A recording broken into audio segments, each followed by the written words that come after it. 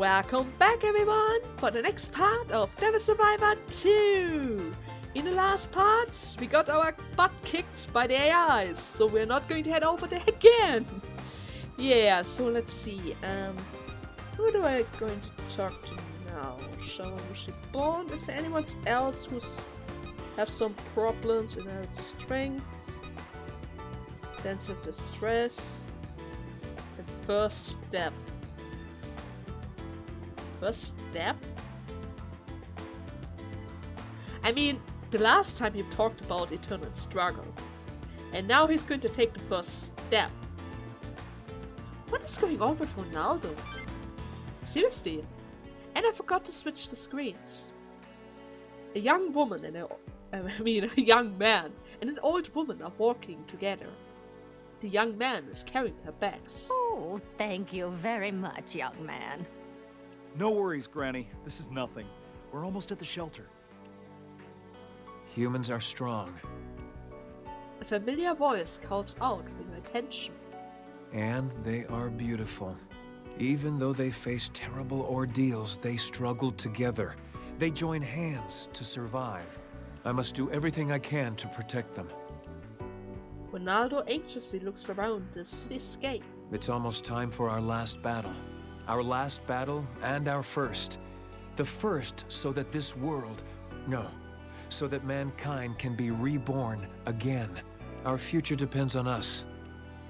Why are you saying this now?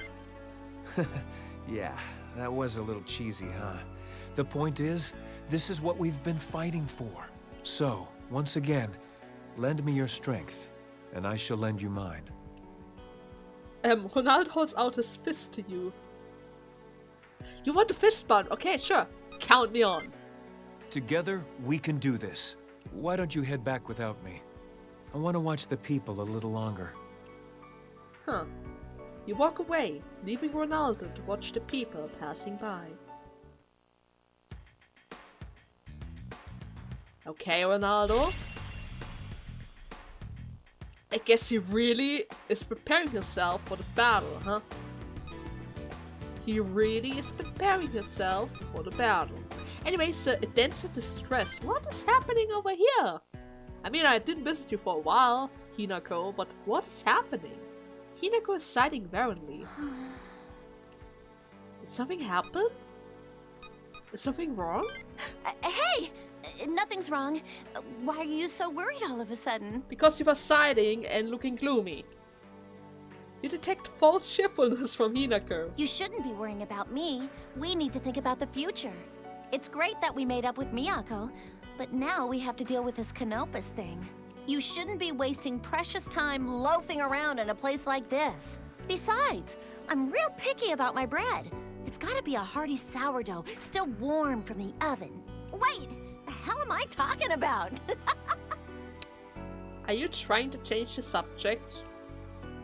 Hinako, you don't really have to force it, you know? You can see right through me, can't you? If you insist. Will you hear me out? Of course. Thanks.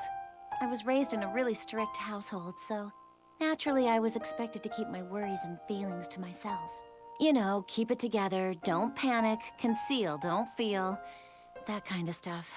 I guess I got into the habit of hiding my weaknesses and my real feelings behind a smile.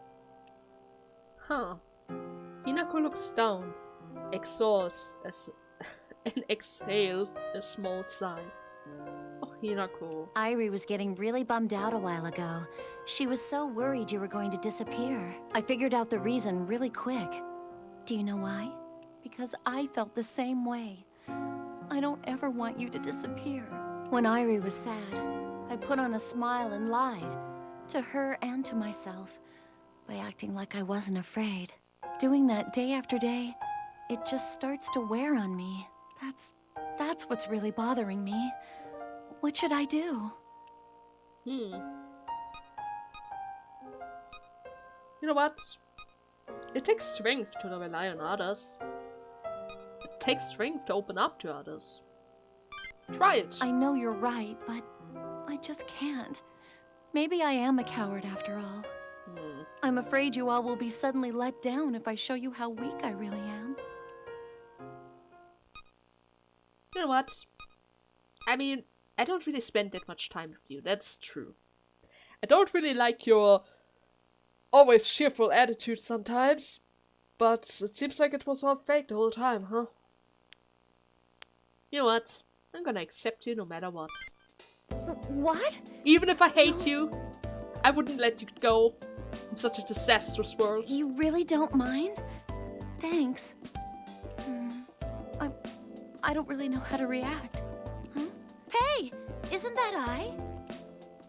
Hinako points a finger at a distance. You see Irie rushing towards you. She's angry.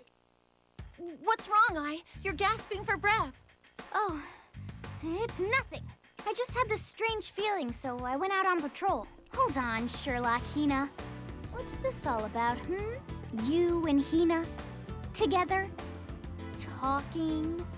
Yes? And what is wrong with that? Huh? There's nothing like that going on, right? Huh? Wait. Oh, I see. I guess there's everything going on like that. Hey! Cut that out!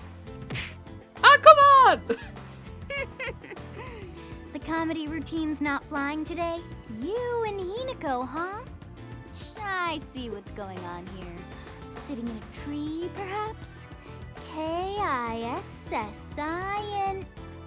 Jeez, quit it! I guess we cheer up, I. Fine, if that's how you want to play it. I'll just have to interrogate you later.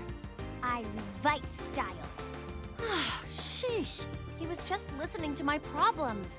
That's it. Huh? Problems? Oh, so just discussing your problems. I see. Oh no, I think she felt left out. What's got you all cloudy skies suddenly? Nothing. Just you talk about all this stuff with him, but not Oh. with me. Oh, come on, Hinako. You need to talk with I now. Oh, Irie, Just kidding, Hina. I know that I'm not entirely dependable, and I might be a little immature, but you listen to my worries all the time. And you always say stuff like, there's no reason to hold back from your partner. And that's true, so I want you to lean on me too, Hina. I'm your partner. I promise I'll always do my very best to help carry your burdens. That's all. I'm going now. Bye. Oh, Irie, she ran away. Hinako falls silent. So what are you waiting for, huh? Are you doing okay? Yeah. Hey, you know what? You guys are right. I'll work even harder. I promise. And I'll try to learn how to lean on you, my friends. Open your arms for a hug. Or should I pet? Yeah, let's open the arms. Come on, come here. What the heck? I didn't mean literally lean on you. That's asking a lot for my first time depending on somebody. It's just a hug. Come on. Nothing ventured, nothing gained, I guess. Here we go. Oh my god. Hinako timidly places her forehead to why? Sure. Don't hug bigger too than her? tight, okay? This isn't so bad after all. Somehow I had the feeling she was bigger than my character the whole time. Hinako blushes and looks down. It doesn't have to be so weird, Hinako. It's just a hug. It doesn't have to be so weird. Oh well. But then again, I did kind of lead her on with Ivy a bit. This was just to cheer her up a bit, okay? Calm your heart. Calm down. Anyways, reaching heart as the average kid. An idle spirit, sure, let's talk with Ivory as well. You find Ivory wandering, Akamashi, her eyes downcast, deep in thought. What is wrong? Oh, hi. I'm just thinking a bit. So much happened here. I thought I'd come and try to sort out my feelings. This place has changed so much. Not too long ago, it was full of smiling and music. It feels like forever ago, but it's only been 3 days. I think I said the same thing when we were going off to fight Polaris. You guys came here too. Ina, I guess we're both thinking the same thing. Yeah. Okay then, partner. Let's rock this place. Let's do it! That song we wrote thanks to you, we want to play it here first, for all those who died. Right. I was just thinking what song. But yeah, I gave them a melody. And we want you to hear it too.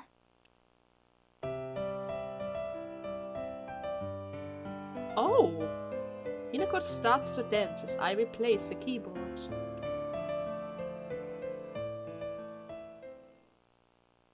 Well, I guess I heard a small piece of the song. As the song concludes, Ivy and Hinako takes a bow. Do you feel better now? Woo! You two are so cool! I never thought I'd get to hear the Ihina Stars live! Where the heck did you come from? You girls rock! I can't wait for the next show! Huh? What? Looks like we got a crowd going. The area is filled with civilians. They cheer and applaud wildly. This many people? For real? Are you two idols? That performance was amazing! It really cheered me up. Bravo! Irie! Hinako! You rock! Ivy and Hinako bow again. Thunderous applause fills Karamachi.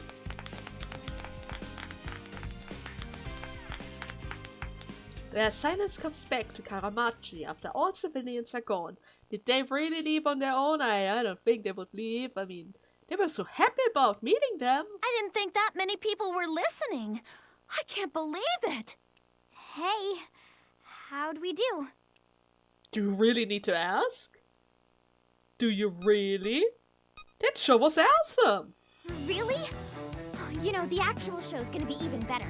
Pyrotechnics and lasers and everything. So you better come see us after we fix the world, got it? Promise me, we'll bring back the world. That way we can make music to our heart's content. I'll be counting on you, partner. Yeah, and I'll be counting on you too. Ivy smiles proudly and seems her resolve to defeat Konobu's has strengthened. And with that, I think she reached level 5? level 4. Yeah, I should have spent more time with her. Would have been fitting with level 5. But oh well. So, I saw Keita inhabit strength. It's a boy. Keita is standing next to a sandbox and the boy is hitting his fist against it. Don't go in with your arm, moron. You gotta twist your whole body. Yes, coach. There it is. Don't forget that feeling. The boy hits the punching bag just as Keita thought. The supermarket clerk walks up to you. Oh, weren't you the guy with Keita the other day? Yeah? The kid really wanted to learn how to box after Keita sent those thugs running. I didn't think Keita would do it, but the boy just kept begging until he gave in. Keita's actually a really good coach. And look at this. Shawamushi? The supermarket clerk holds up a cup of shawamushi. Keita brought it for me. He said one of his friends made it. He might seem cold, but he's got a really good heart. He's a fighter for sure, but he can be caring. Oh, Keita. Hey, didn't notice you were here. Did I tell you to stop, kid? No, coach. Ah! I mean, he's strict. Well, anyways, hi there, coach. Guess I can't persuade you to forget what you just saw, huh? Man, you really are a pain in the ass. The kid wouldn't take no for an answer. He's a tenacious little runt. He's actually pretty good. I'm looking forward to how he'll be in 5, maybe even 3 years. Keita looks at the boy. You know, I still can't forgive weakness. But if a person wants to become stronger and get rid of that weakness, then they're no longer weak. You can always learn how to fight, always keep getting tougher. It's all about your dedication. You're right. If people ever stop growing, that'll be the end for us. So I'm gonna keep getting stronger. You'd better do the same. Don't let me down. Keita walks back to the boy to continue his teachings. It's really nice to see them getting along like that. And actually, I think during the last cutscene between the boy and Keita, he told him there are other strengths than just physical strength. But I guess he got a fan as a new disciple for now. Oh god. Maybe he learned some other strength as well from this encounter. Like the power of friendship, like the game usually likes to teach us over and over again, right? So should I talk to Daichi? I mean, it's been a while.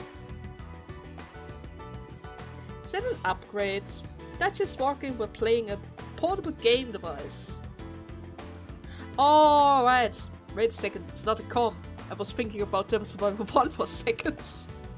Hey there, what's it doing? Or rather, seeing that brings back memories. Oh, hey. Yeah, for me too. We were playing this just a few days ago, but it feels so nostalgic now. Let me see. That icon seems kind of familiar. Can't really read it though. It still had some power left, so I decided to give it a try. It feels so strange though. Up until all this started, I was trying my best to save the world inside a video game. But now we're fighting to save the real world. Our world. What's that in your hands, Mr. Shijima? It resembles a tool used for missile guidance. Ah, well, that's exactly what it is. No, it isn't. Hey, Daichi, you need to joke around sometimes, Why you do know? you feel the need to grief people and complicate every conversation? Miyako-chan, this beautiful, sleek, elegant piece of hardware is a video game console. So, this is a game console. I've known of their existence, but I never thought they would be so advanced. Huh? You don't normally play games and stuff? What am I saying? Of course you don't. I used to play chess, but I had to stop when I could no longer find an opponent that was a challenge. You know, somehow not a single word of that sentence surprises me. I don't generally have much free time to occupy with such leisure activities anyways. Then, stay with me here, great idea incoming. After we beat Canopus, let's go out and have some fun together. I don't know if you heard the rumors, but I have my driver's license. I can show you how we civilians kick back. It's a rumor? Aren't you showing it off every time you have a chance, Daichi? I'm afraid I must decline. I have no time for such activities. The battle with Canopus is our top priority. We must use all of our strength, all of our focus. There is a good chance we may not survive the conflict. How can you think ahead when we still have so many challenges to face? See, I think you got it all wrong. Having something to look forward to can actually make you fight harder, right? It's like taking study breaks. You appreciate them more when you're really working hard. I'm sure you can find some free time to hang out with us when all this is over, Miyako-chan. Actually, sure, I mean, Daichi can take care of her, I take care of Yamato with Sai. But I could also go together with them. Oh? You will be joining us as well? I mean, I could drag them along the world with Yamato, and while we are exploring, they can play their games, you know? And now I see exactly where I stand in the pecking order. No, it's cool. I'm used to it by now. So, yeah, he's coming too. That's happening. Yako's deep in thought. Hey, we're not gonna force you into hanging out with us, but think about it, all right? Tell you what, why don't you borrow this? It can be your first step into the realm of leisure. It's easy. Just the best way for an average teenager to have some fun. Well, I hope you give it some thought. It'd be great to hang out sometime. Daichi presses his gaming device into Miyako's hand and walks away. Miyako looks at the gaming device in silence. Mr. Shijima is a rather strange person. Speaking with him makes me feel as though this upcoming battle with Canopus is of little consequence. He manages to brighten up everyone's lives and makes people smile. It's a very unique gift. Yeah, it really is. So he is a rare individual. It is exactly as I expected from someone who could call himself your friend. Well, I can't get rid of him. No. I guess he is kind of like my best friend. That seems a wonderful thing to have. Miyako looks at the gaming device and smiles quietly. Are you going to try it out? I mean, it is in your hands. You could give it a try. Shamamushi Bond, let's go! Junko's trying to give his Shamamushi to Miyako. So, are you trying to get her to buy that? No, of course not. What's going on? I finished my new chawanmushi. I wanted Miyako to have some. That's good. Theoretically, the best. It's the Fumi version! I do not require it. I have no reason to accept your charity. You do so have a reason. You became our friend. So, it's a peace chawanmushi. I put everybody's wishes into it. Wait, everybody's? Huh. Well, I'm just going to say it's good. Even the squid one was kind of good. That is not the point. He even managed to turn grass into a dessert, okay? Junko honestly fixed his eyes on Miyako. What's with that look? Miyako hesitates, then slowly takes a spoonful and brings it to her mouth. The music is quiet. And... It's delicious. Because it's filled with everybody's wishes. If we all eat it together, it gets even better. We can get everybody together next time. I'll do my best to make a big meal. Eat with everybody? I don't remember the last time I ate with others. Eating was simply a way to supply nourishment. It never occurred to me that it should be an enjoyable activity as well. Miyako, you eat alone? Most often, yes. Occasionally there were dinners with military and government officials, but that was no different than eating alone. Miyako, I still have chawanmushi left. Eat some with me. Junko suddenly brings forth a ton of shawamushi and begins to line them up in front of Miyako. Where are you They're all always really hiding good. them? All of them! Oh, wait, Mr. Tori, where were you keeping all this food? You walk away, leaving behind an exuberated Junko and a bewildered Miyako. I'm not going to question that. Sometimes it's better to not know every detail, right, Junko? It's better to not know every detail. So, let's see. Seems like I still have time to do 2 more events. Reaching Heart. He was talking to Miyako. Miss Miyako, please be my friend. Huh? Friends? With me? That's a very clever jape. But, I wasn't joking. Miss Nita, I will help you, as I promised. However, we don't have time to talk about this right now. I am sorry, but I must decline your offer of friendship. But... Miss Nita, let me make this absolutely clear. I have nothing to share with you. Wait.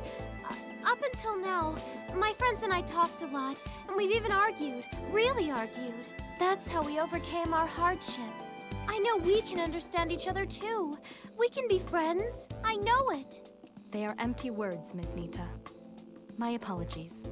I must take my leave. Why are you so stubborn? Io fiercely snatches Miyako's arm. Why are you so insistent on this? Because I want us to understand each other. I fought with all my heart because I want to know your feelings. So please, Miss Miyako, don't leave. Don't run away. It's pathetic. You speak of understanding, but you have no care for my circumstances. When words fail to get your understanding, you resort immediately to force. Oh, I'm sorry. I just... Io releases her grip, but Miyako twisted and catches Io's hand instead. What's going on here? Actually, I rather enjoy this. You're so driven to attain friendship. I'm intrigued. I shall accept your challenge head on. Challenge? Does that mean you'll... I shall be your friend, Miss Nita. Really? I did it! I did it! Miss Nita? Now, first things first. From now on, I'll be referring to you as Io-chan. Is that understood? Io-chan? Yes! And you shall refer to me as Miyako-chan. I wish for you to put all of your strength into it. That's what friends do, is it not? I'm ready when you are. Okay. I'm not quite sure how to do that. I have officially announced my friendship with you, my first friend. Please do not disappoint. Now then, it is time to be bold once again, Io-chan. If you please. Miyako! Yes, Io-chan? Chan?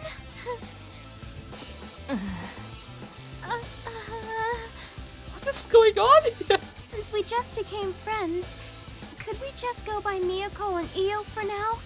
Please? Well, I suppose it's not good to pressure you. Being friends is more difficult than I'd thought. I shall learn firsthand how a friend is to behave from you, Io. Worry not. I am still a Hotsuin after all. Being a perfect friend shall be a simple task. Uh-huh. Perfect friend? I don't know what to teach her. What was that, Io? Nothing. I will do my best. No, we shall do our best, together. Well then, I have some business to attend to. I shall take my leave for now. I will email you later, Io. What the hell did just happen? Miyako flips a cape and strides out. Of course, like a Miyako. queen. Chan. Okay. Well, I guess that was amazing. Were you here the whole time? Yeah. I gathered all my courage and just told Miyako-chan how I felt. She may be the Gyps chief and Core Karoli, but deep down we're the same. Do you think Miyako-chan and I will be good friends? Well, it will require some hard work because she's not really used to friendship, but I'm sure it's going to turn out good. I did have to go way outside my comfort zone and kinda force her to be my friend. Still, that can be a little fun too. I was only able to summon all that courage because of what happened those first 7 days. And what's happened in this world. And because you've been watching over me. So, if you'd like to, from now on. Huh? We'll always be friends. Huh? Friends? Oh, okay, yeah. Always. Well, I'm gonna head back. See you soon. Io leaves the area. Ah, Io, I know what you tried to do there, but no, I'm not gonna fall for that. The 3 paths. You find everyone gathered at the entrance. Alcor and I are nearly finished with the terminal. With some final adjustments, we should be able to use it to reach Canopus. I believe I'm not required for this part of the process. My work on the skill crack modifications should soon be finished as well. Good work, both of you. Through our battle with the shards, we have finally found a glimmer of hope. We may have a chance at defeating Canopus. Still, before we begin this final battle, there is a decision we must make.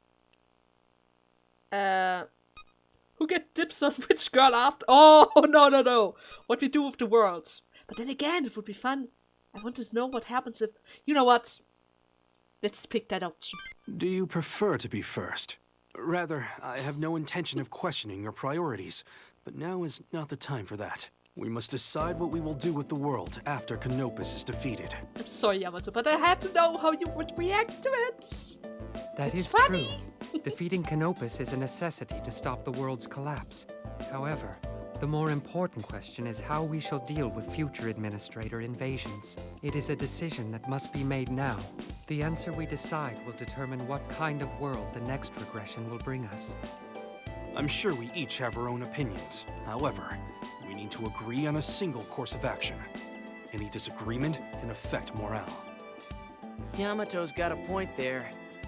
Hey, does this situation remind you guys of anything? Like, last time, with Polaris? Yeah, kinda. When we split apart into 3 groups. We all gathered like this and spoke pretty freely about what we wanted. Then again, last time we all ended up at each other's throats because we couldn't agree. I haven't forgotten. But this time, we can stand together. We can overcome this crisis. I gotta agree with you there. It makes me damn proud. Agreed. So let us speak freely now. What will we do with the world when Canopus lies defeated? If anyone has an idea on how to deal with the invading administrators, speak now. We have to do something about them before they annihilate humanity. But what can we do? Well, I've got an idea how we can handle them. It's simple. We destroy every administrator. We eradicate every sword that comes for us. Mr. Kuriki, are you mad? There are countless administrators and swords, as numerous as the stars themselves. It would be a fool's errand to try and slay them all. I think our odds are pretty good, actually. Once we defeat Canopus, we'll have access to the astrolabe once again. We hold the administrative authority, and Psyduke can manipulate the astrolabe. The damage caused by each invasion can be easily undone by regressing the world to a previous state. As long as humanity controls the astrolabe, we stand a solid chance of defeating the administrators. It'll be tough, yes, but eventually, there'll be no more to invade us. But Mr. Kuriki, if all of you or Alcor are slain, that would be the end of the species. The astrolabe requires all the administrative authority and Alcor to function. I could not manipulate the astrolabe. Much of my existence is human after all. Well, if that's the case, we just have to make sure we keep ourselves and Psyduke safe. I'm totally down for this. It's pretty freaking simple. All we gotta do is kill the damn monsters that try to kill us, right? Besides, it really pisses me off that these dumbass administrators get to decide what happens in our world. This world belongs to humans. We make our own decisions. That's my point. This is our world. We don't need administrators. And as long as we reject their rule, we control the astrolabe. After they're gone, we can still use the astrolabe to improve the world, end all suffering and poverty.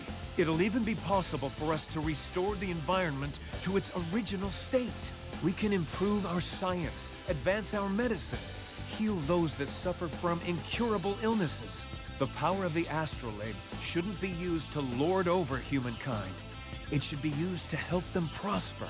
It'll be a long and arduous battle, but imagine what humanity could gain from victory. True. Controlling the astrolabe would be a great boon to mankind. See? Sako agrees. I mean, it would bring quite a few of adventures if you have control of the astrolabe. But having to fight for all eternity? Do you even know how many they are? Do you know what happens to a human who keep fighting over and over and over again? It's like an endless grind. At one point your brain shuts down, you feel emotionless because you fight for so long. Okay? It's not good. Maybe you even forget why you even fight during the whole battle at one point. What about the rest of you? Ronaldo, this is a ridiculous request. No! You don't seem convinced. Keep it in mind. No! It's a stupid idea! Any other ideas? I mean, if we have to, we would have to do it, but it is a stupid idea at one point, maybe in 1,000 years. Since we keep requesting the world in order to heal our world. I mean, administrators' attacks are always devastating, right? Every single time. Laser attacks, ice waves. We have to save every person who dies during each attack, so of course we have to regress it again, and again, and again. This is going... Do you even know how long of a fight this is going to take? Oh no, I don't like the idea of this. To fight a nigh-endless onslaught of administrators and swords. I suppose that is one possibility, Shining I mean, One. it is a possibility, but I really wouldn't agree to this. So, what do you suggest? Me? Well, there is the plan of which you and I spoke. We have the option of appointing a human as administrator, allowing them to ascend to the heavenly throne. A human administrator? Is that even possible? It is. Though to do so, we require the reactivation of all functions of the astrolabe. By rewriting the data in the Akashic record, we could change a human into a being more like me, which would allow them to ascend the throne. I see. And we could use the Triangulum I captured, repurposing them into this administrator's swords. We could do all that with the power of the astrolabe. It is like my plan, but will not require the multitude of sacrifices. Correct. Moreover, should a human take the throne, there is no worry that they would wish to harm mankind. He or she would, in essence, be caretaker of the world. A human governing the human world. So that is the future you seek. Correct. But I should stress that the human who takes on this role will shoulder a heavy burden. They will have the power to reshape the world and the responsibility to guide it. If they wanted, they could alter the world however they please. But should the world take a turn for the worse, all responsibility would rest upon them. A heavy burden indeed. Although, if one of sound morals were to take up the throne, the world could turn out beautiful. True. Alas, there is one flaw to keep in mind.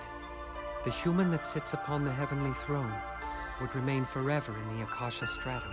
They would never be able to speak to their friends, to share the same time as them. They would know the world only from a distance. No, that sounds really lonely. That would be almost like death. Almost. Just with the fact that they are still alive and have to watch from afar. Although, the idea itself isn't a bad one. If a human becomes an administrator, we could restore the damage done to the world, and the other administrators wouldn't invade. Yeah, but who would take up the throne then at such a terrible price? Is it such a terrible price? I mean, you pretty much become God itself. You can see whatever you want to. Sure, you could never leave the place where you control. It's basically like sitting on a laptop or a PC, if you think about it. Alright, so that's another option before us. I don't think it would be that. I mean, it could have been a better... I don't know. Allow me to offer up one more alternative.